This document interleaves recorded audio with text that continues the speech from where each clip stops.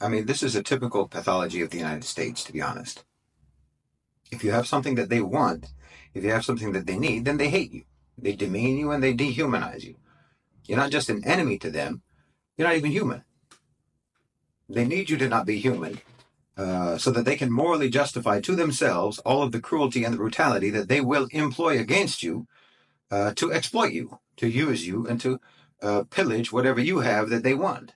Hello everyone, welcome once again to our channel. Now, we have always talked about slavery in the United States, but one question that you would have to ask yourself, does it mean that slavery only happened in America? If we check history, we are able to see that even in the Muslim world, slavery happened, but the kind of cry and the kind of dehumanization was quite different from one region to another.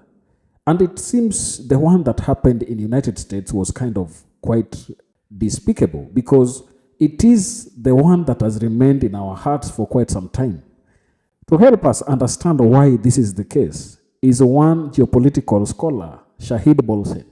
I want us to listen to this viral clip of him speaking about the culture of dehumanization from United States and why it thrives in dehumanizing people. Let's watch them come back and share some thoughts together. I mean, this is a typical pathology of the United States, to be honest. If you have something that they want, if you have something that they need, then they hate you. They demean you and they dehumanize you. You're not just an enemy to them, you're not even human. They need you to not be human so that they can morally justify to themselves all of the cruelty and the brutality that they will employ against you to exploit you, to use you, and to pillage whatever you have that they want. Because they want to be able to enslave and abuse you in good conscience. The most obvious example, of course, is slavery. But of course, that was just one, maybe the most acute and the most grotesque form of dehumanization that they did. But this is just their way. You know, from the enslaved Africans, they wanted their labor and they wanted the wealth that was produced by their labor. Now, other nations had slaves. The Muslims had slaves too, but no one else in history, no one else in the world assigned slaves subhuman status. As I've talked about before, slaves in the Muslim world could rise to an even higher socioeconomic status than their masters. In the Muslim world, the slave and the owner were brothers. But in America, the slave was considered a beast of burden, and the owner of the slave was a sadistic beast master. Now, they needed it to be this way. They needed it to be this way because fundamentally, they do not know how or do not believe in peaceful, equitable transactions. They don't believe in mutual benefit. Mutual benefit to them represents some kind of loss for them. They don't believe in harmonious relations, fair transactions, fair exchange, and all of that. They believe in conquest. America was built on stolen land and sustained by stolen labor. And it has a long-standing habit, a tradition, of dehumanizing those who possess what it desires. So for the African slaves, they were dehumanized for their labor, for the sweat and tears that built the foundation of a nation claiming freedom for all. But they had to dehumanize them in order to make that claim, you see, because they wanted to be able to pretend that they were good, righteous, enlightened people who believed that all men are created equal. But they also wanted to continue treating African slaves as less than human, as less than equal. So they had to invent this idea that, well, they're not fully human, so therefore it doesn't count. It wasn't a violation of their principles to treat beasts of burden as unequal. By dehumanizing them, they were able to convince themselves that chattel slavery didn't contradict with their claims of virtue. Or you can look at the Native Americans. The indigenous inhabitants of that land for centuries were dehumanized for the richness beneath their feet, for the land. They were pushed to the margins. Their cultures were erased. The lands that they held sacred were violated, all for America's insatiable, ruthless hunger for more, for expansion, for dominance. They don't understand the idea of coexistence, of peace and harmony. They believe in the philosophy of the last man standing. That's their approach to the world. First within what's now the territorial United States, and then the entire Western Hemisphere, and then to the whole planet. This is what they applied. Mexico, Central America, South America, you see the Latin Americans, their natural resources were sought and so their sovereignty was trampled upon. America's pursuit of what it desires has always been characterized by exploitation, domination, and subjugation. For all their talk about capitalism and the market, free exchange and so on, for all their talk about this, it's not what they practice, and it's not what they fundamentally believe. For them, capitalism means we make the money, we make the profit, we benefit. Everything is ours and nothing is yours. Well, that's not capitalism. It's barbarism. It's piracy. You can't go into a business deal or a negotiation with that mentality. That's the mentality that you have when you commit a bank robbery, not a business agreement. But you see, they can't admit to themselves that they're actually just glorified pirates, glorified mafiosos, marauders, because they have a need to believe about themselves that they're good, enlightened, civilized people. So the only way that they can reconcile their barbaric instincts with their need to believe in their own goodness is by dehumanizing everyone else, dehumanizing everyone who has what they want. And they want everything. The United States is the only country in the world who literally and seriously believes that control over the entire planet is vital to their national interests. Imagine. And we've gotten used to American dominance. We think the world actually has to operate like this. We imagine that there's no other way for international relations to be carried out except by means of hegemonic power. But of course, that's not correct. Just because one country or even a few countries have more power than others, that does not necessarily mean or automatically mean that everyone else just has to kowtow to them and be exploited and be pushed around and do as they're told. It doesn't have to be like that. That's a Western model, and it originates from the Western psyche, which developed through their own peculiar history and their own peculiar culture. Not everyone's like that. In fact, most people aren't like that. Are you like that? Of course not. It's abnormal. The truth is that even most average Westerners, most average Americans are not like that. And I think it's even less and less prevalent now among the common people in the United States, precisely because their own government, their own elites are now dehumanizing even them, subjugating even them, treating their own citizens as a subcategory of the human race who deserve to be exploited and disposed of after use. That's how the West and how America is treating its own people now, not just the global South. And yes, it's abnormal, it's pathological, it's sick. And most people, even most states around the world, are not like that. There's something wrong with you. I mean, China's not like that. China, by most metrics, is the largest economy in the world. It's a global superpower, not a regional one. It's a global superpower. But it's not trying to dominate and subjugate the planet. The Chinese approach to international relations is compatible with the historic Muslim approach to international relations. This is why we get along. This approach is one of harmony, mutual benefit, bilateral and multilateral cooperation. They don't feel that they're losing money if both of you make money. They don't regard your prosperity or the prosperity of others as a threat to their own prosperity. They believe in mutually profitable transactions. For the Chinese, if you have something that they want, if you have something that they need, well, that makes you important to them. It makes you someone that they want to get along with. It doesn't make you an enemy. It doesn't make you, or it doesn't make them want to invade and colonize you. And understand this isn't necessarily based on any particular morality or moral principles. It's just simple practicality. It's good business. If you wage war on a country, then only some segments of your economy will benefit from that. Weapons companies, reconstruction-related industries, and so on. But there are huge segments of your economy which will suffer because of war. To the average Chinese business person, when they see casualty figures from, say, the war in Iraq or wherever else, they see from those casualty figures, well, that's just that many more people who will not be customers that we could have sold to because they're dead. That doesn't make practical sense. That's not good business sense. Forget about the moral right and wrong of it. Just from a practical business perspective, casualties of war don't go shopping. I mean, until recently, the U.S. economy was war-driven. It was the military-industrial complex. That was the driver of the American economy. But manufacturing as a percentage of the U.S. economy has declined considerably since Eisenhower first talked about the military-industrial complex. Things have changed a lot. I think it's reduced from around 32% to less than 10%. And about today, about 90% of American manufacturing is not connected to the U.S. military. That means that other business sectors have greater influence than they used to. Business sectors that may not necessarily benefit from war, but could actually be hurt by war.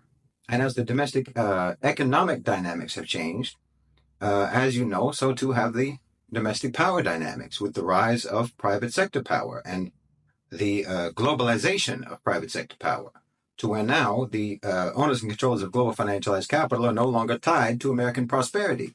In other words, the old American model of domination and subjugation is not as appealing as it used to be, because the OCGFC have more diverse interests around the world. And I think that they, being profit-driven and being practical, are going to be inclining more and more towards the Chinese approach to international affairs, the Muslim approach to international affairs, the BRICS approach to international affairs. And I think that's what's happening.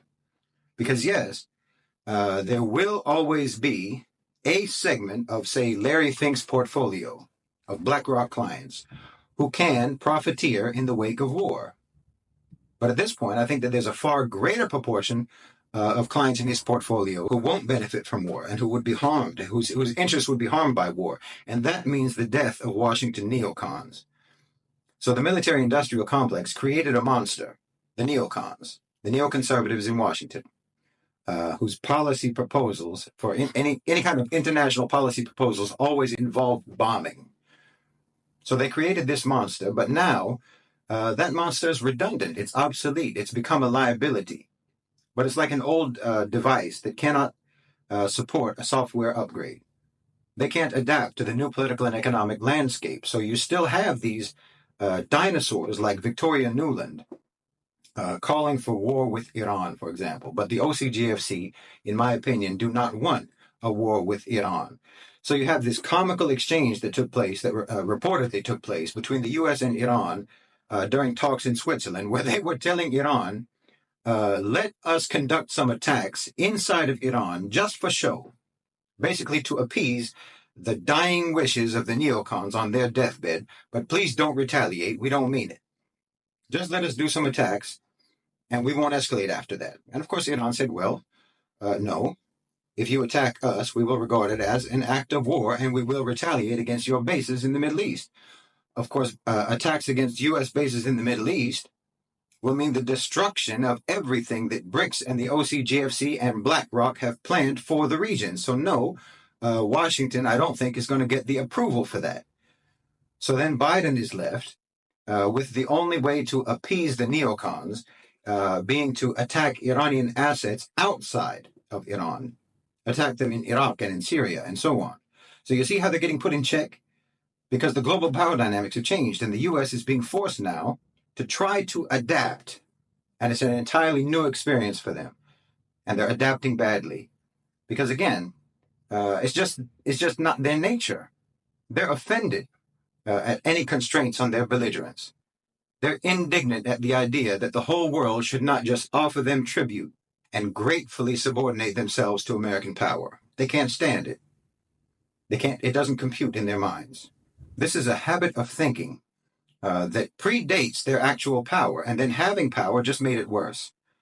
And I don't think that anyone, most of all the OCGFC, believe that they can ever change. And that's why I think America is gradually being sidelined and being abandoned by the global elite.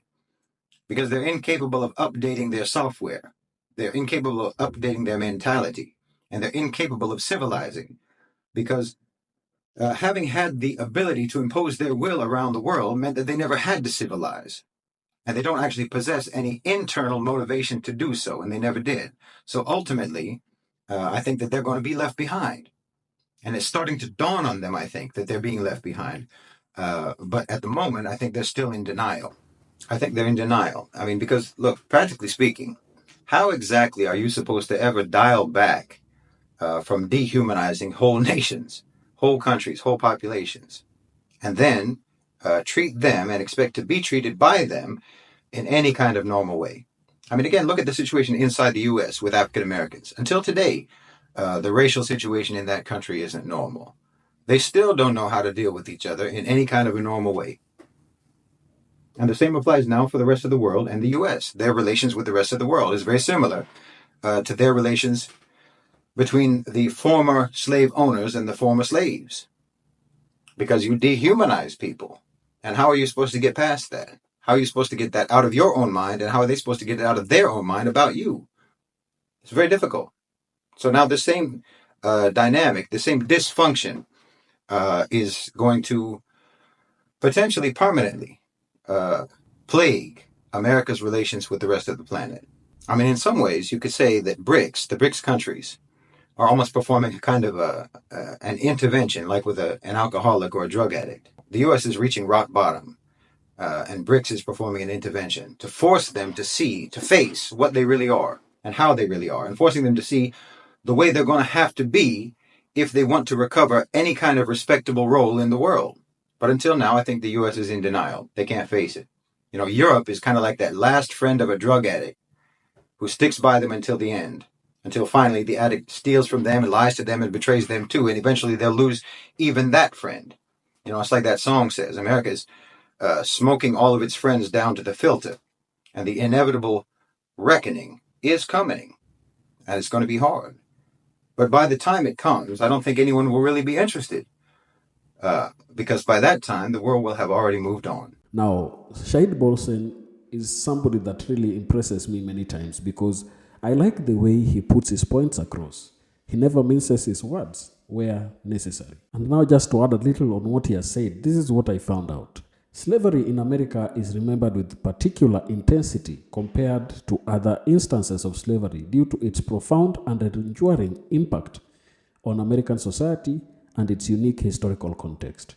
Firstly, the transatlantic slave trade and American slavery were marked by their scale and brutality. Over 400 years, millions of Africans were forcibly transported to the Americas, subjected to inhumane conditions, and exploited in various industries, particularly in the southern states.